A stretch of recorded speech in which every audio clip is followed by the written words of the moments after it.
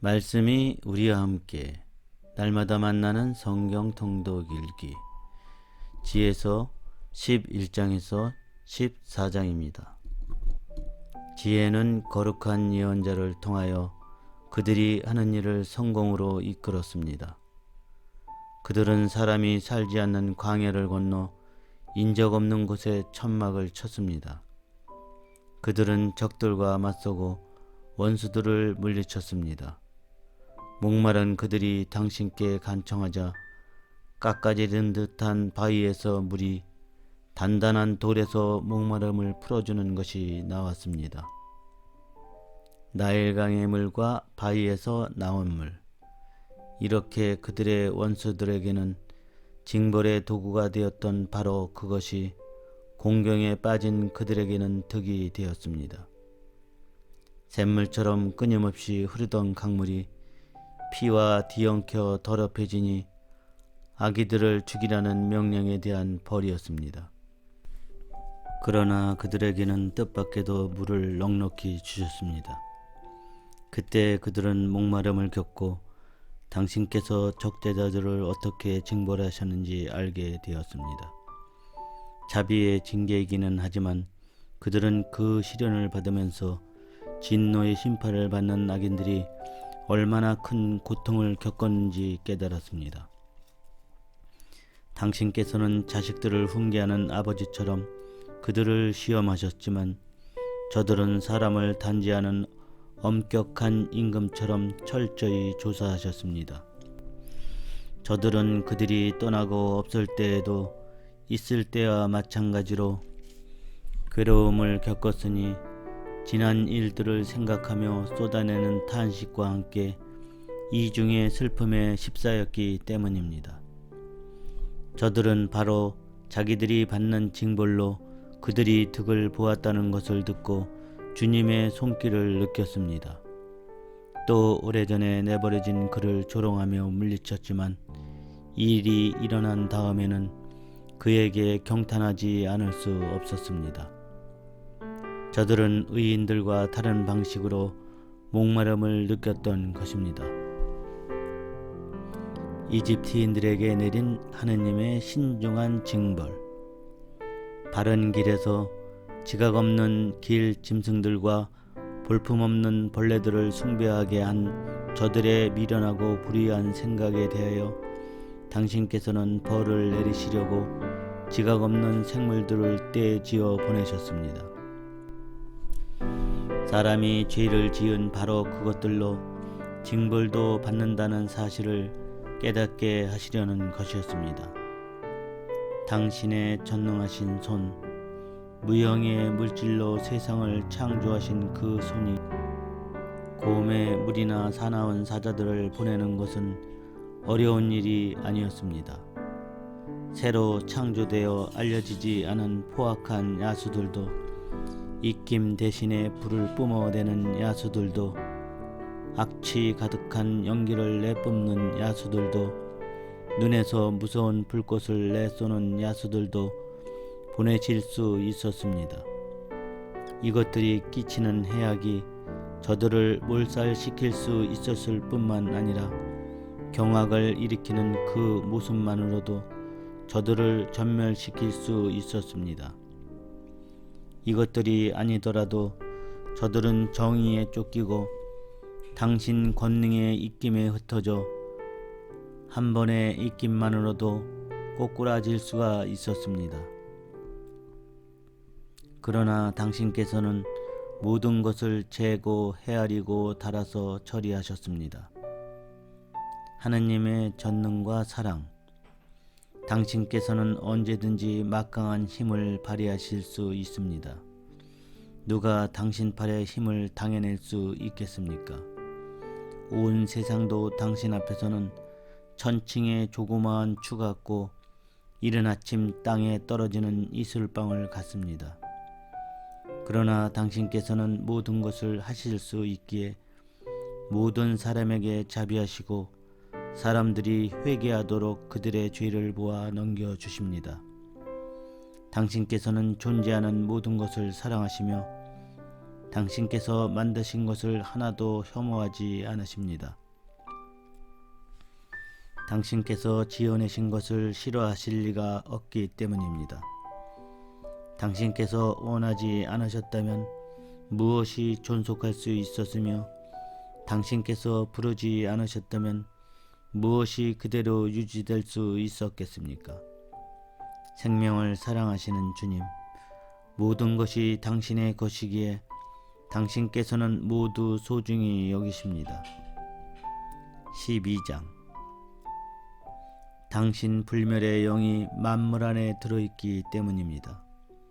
그러므로 주님, 당신께서는 탈선하는 자들을 조금씩 꾸짖으시고 그들이 무엇으로 죄를 지었는지 상기시키며 훈계하시어 그들이 악에서 벗어나 당신을 믿게 하십니다.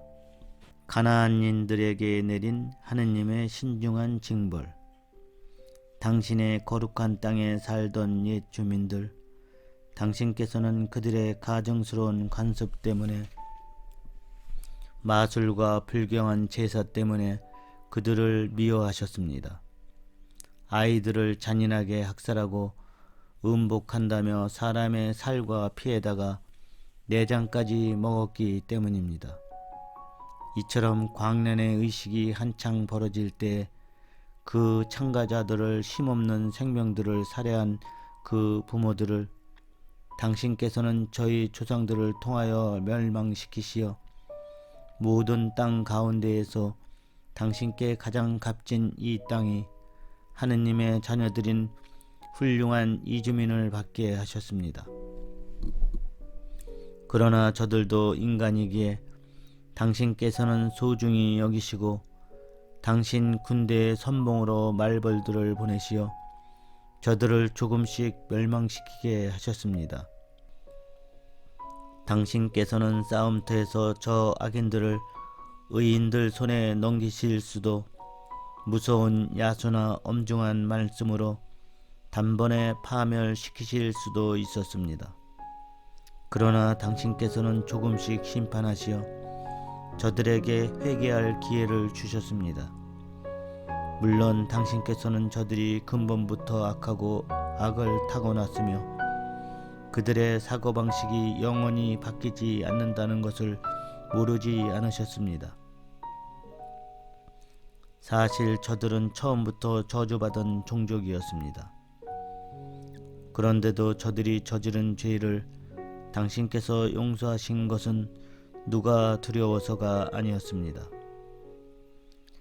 하느님의 주권은 정의의 원천. 누가 감히 왜 그렇게 하셨습니까? 하고 말할 수 있겠습니까? 누가 당신의 심판에 반대할 수 있겠습니까? 당신께서 만드신 민족들을 스스로 멸망시키신 일을 두고 누가 당신을 비난할 수 있겠습니까? 누가 불의한 인간들의 변호인으로 당신과 맞설 수 있겠습니까? 만물을 돌보시는 당신 말고는 하느님이 없습니다. 그러니 당신께서는 불의하게 심판하지 않으셨음을 증명하실 필요가 없습니다. 또 당신께서 징벌하신 자들을 두고 어떠한 임금이나 군주도 당신과 대결할 수 없습니다.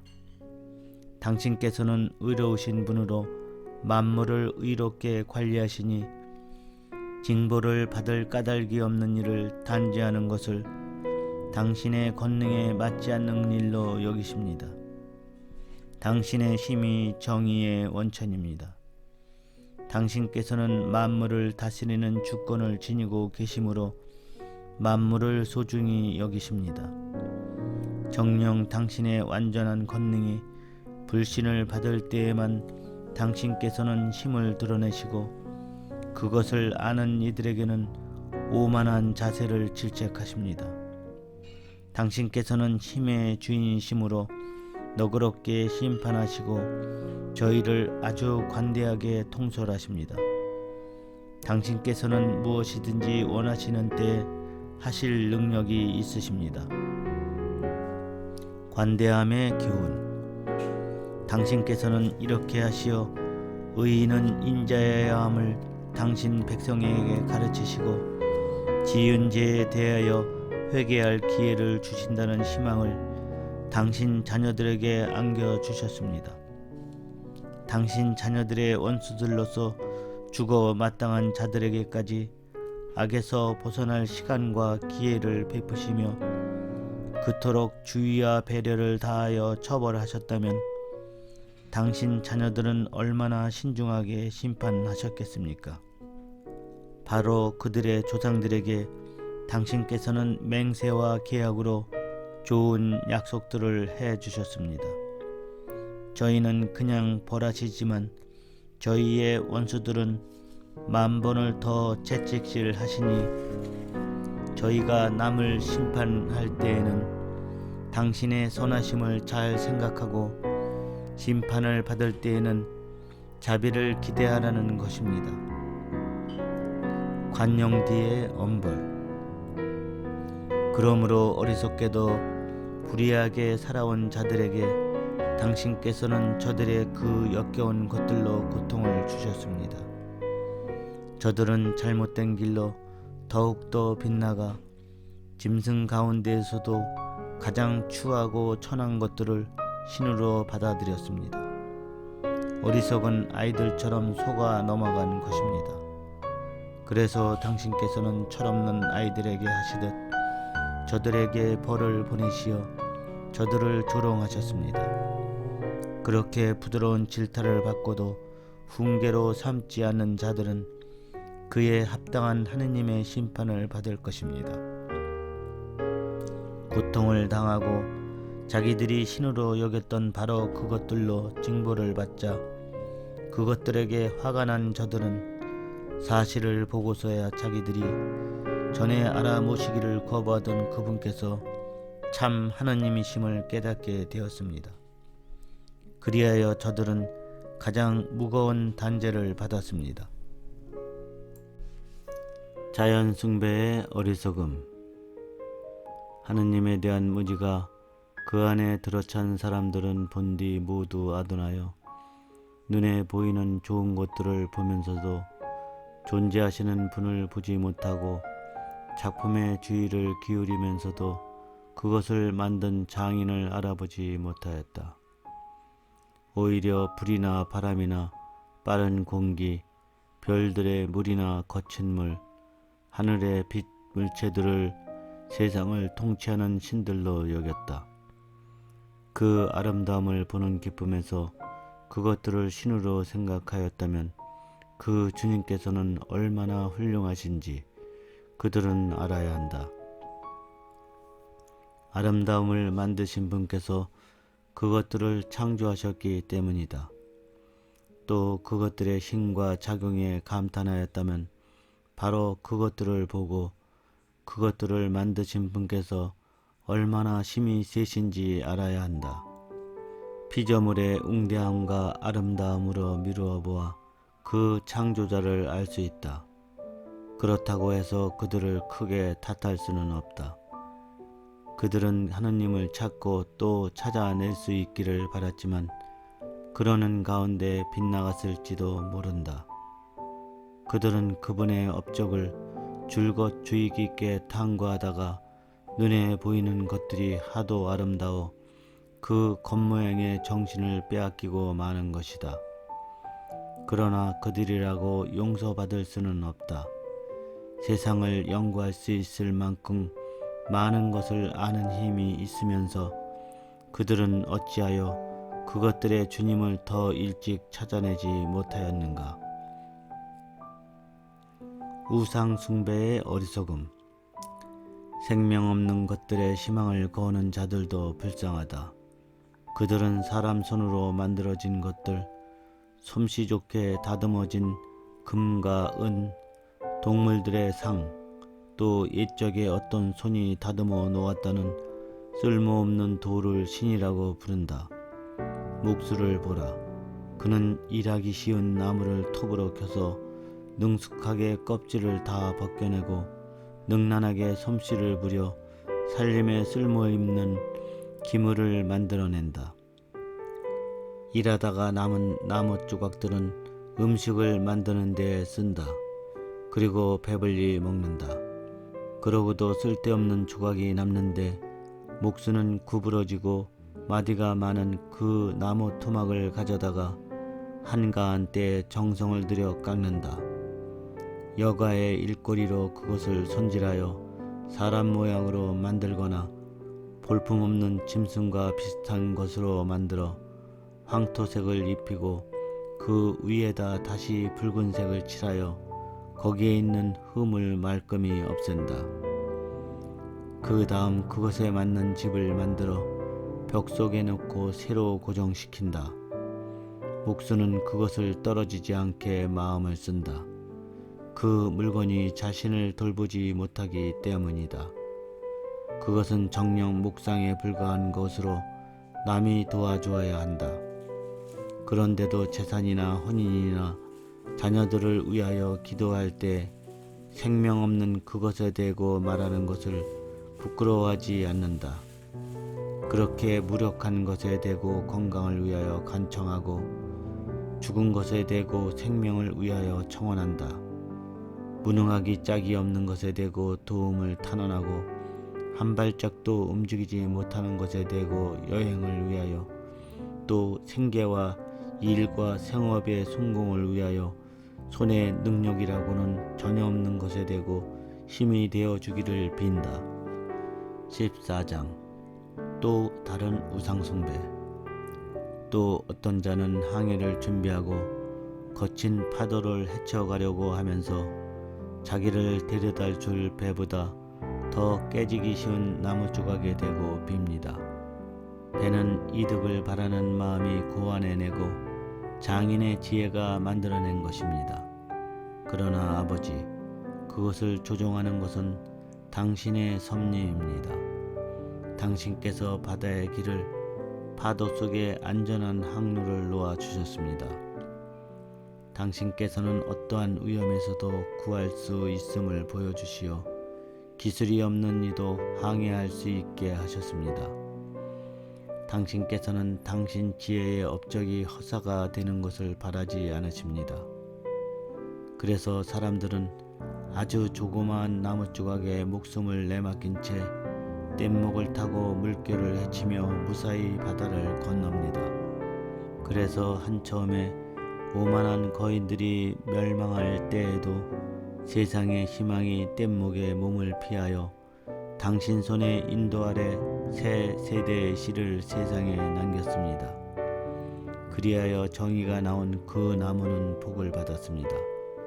그러나 사람 손으로 만든 우상은 물론 그것을 만든 자도 저주를 받는다.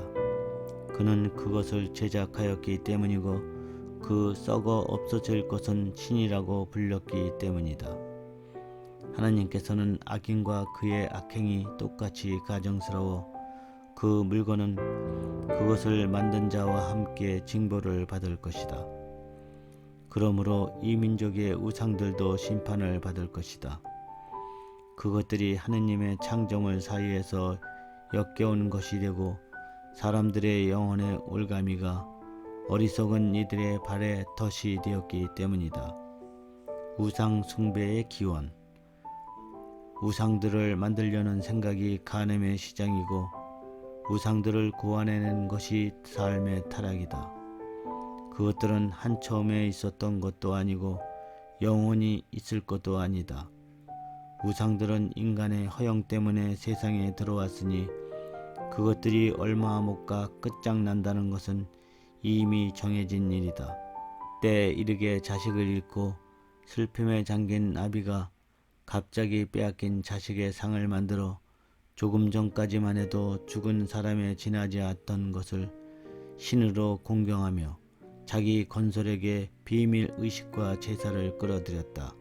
그 불경한 간습은 시간이 지나면서 더 굳어지고 법처럼 지켜졌으며 군주들의 명령으로 그 조각상들이 숭배를 받았다.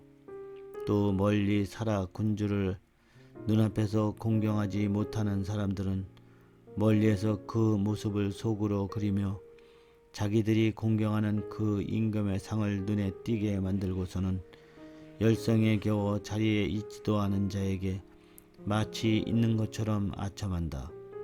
그리고 장인의 야심은 임금을 알지 못하는 사람들에게까지 우상 숭배를 퍼뜨리도록 부추겼다. 그는 아마도 통치자의 환심을 사려고 솜씨를 다 부려서 그 닮은 모습을 더 아름답게 꾸몄을 것이다. 백성은 그 작품의 매력에 이끌려 얼마 전까지 인간으로 공경하던 자를 경배의 대상으로 여겼다. 이것이 인간에게 함정이 되어 불행이나 권력의 노예가 된 사람들이 하느님만 가질 수 있는 이름을 돌과 나무 조각에 붙였다. 우상 숭배의 결과, 하느님을 잘못 아는 것만으로는 모자라는지 그들은 무지 때문에 일어나는 격렬한 싸움 속에 살아가면서 그토록 커다란 여러 악을 평화라고 부른다. 아이들을 죽여 제사를 지내거나 비밀 의식을 거행하면서 또는 이상한 예식으로 광란의 향연을 벌이면서 자기들의 삶도 혼인도 더 이상 깨끗이 지키지 않고 음행한 방식으로 서로 죽이고 간통을 하여 서로 괴롭힌다. 모든 것이 뒤엉켜 있다. 유혈과 살인, 도둑질과 사기, 부패, 불신, 폭동, 위증, 가치의 혼란, 배영망덕, 영혼의 부패, 성도착, 혼인의 무질서, 간통과 방탕이 뒤엉켜 있다. 이름조차 붙일 수 없는 우상들을 숭배하는 것이 모든 악의 시작이고 원인이며 끝이다. 그 숭배자들은 미친 듯이 열광하거나 거짓 예언을 하고 불의하게 살아가거나 거침없이 거짓 증언을 한다. 생명 없는 우상들을 신뢰하기에 악한 맹세를 해대면서도 해를 입으리라고는 생각하지도 않는다. 그러나 두 가지 이유로 그들에게 형벌이 내릴 것이다. 우상들에게 정신을 빼앗겨 하느님을 잘못 생각하였기 때문이고 거룩한 것을 무시하면서 거짓으로 불의한 맹세를 하였기 때문이다. 불의한 자들이 범죄를 언제나 뒤쫓는 것은 맹세할 때 이름을 부르는 우상들의 힘이 아니라 죄를 저지르는 자들에게 내리는 징벌이다.